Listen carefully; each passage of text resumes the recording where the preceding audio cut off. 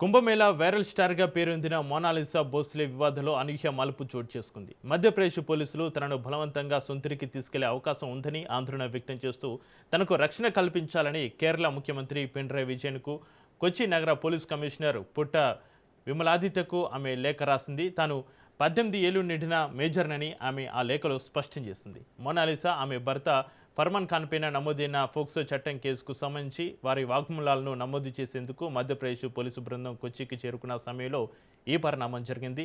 తిరువనంతపురం సమీపంలోని ఒక ఆలయంలో మార్చి 11న వీరి వివాహం జరిగినప్పుడు మోనాలిసా మైనర్ అని జాతీయ గిరిజన కమిషన్ విచారణలో తేలడంతో ఈ కేసు నమోదైంది. అయితే కేరళ హైకోర్టు నుంచి ఫర్మాన్ ఖాన్ మే 20 వరకు అరెస్టు కాకుండా స్టే పొందగలిగాడు.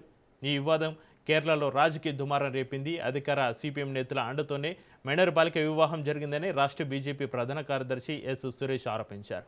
దీనికి బాధ్యులైన వారిపైన క్రిమినల్ చర్యలు తీసుకోవాలని డిమాండ్ చేశారు. అయితే ఈ ఆరోపణలను సిపిఎం ఖండించింది. తాము పెళ్లి నిర్వహించలేదని, విషయం తెలిసిన తర్వాత కేవలం హాజరయ్యామని మాత్రమే స్పష్టం చేశారు.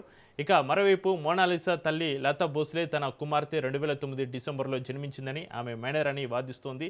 సినిమా అవకాశాల ఆశ చూపి తన కుమార్తెను ప్రలోభపెట్టి తీసుకెళ్లారని ఆరోపించింది. పెళ్లి కోసం నకిలీ జనన ధృవీకరణ పత్రం సృష్టించారని, కమిషన్ ప్రాథమిక దర్యాప్తులోనూ ఇదే విషయం వెల్లడైందని తెలిపారు. మధ్యప్రదేశ్లోని ఆసుపత్రి రికార్డుల ప్రకారం కూడా వివాహ సమయంలో మోనాలిసా వయసు 16 ఏళ్లేనని తేలడం కేసును మరింత సంక్లిష్టంగా మార్చింది.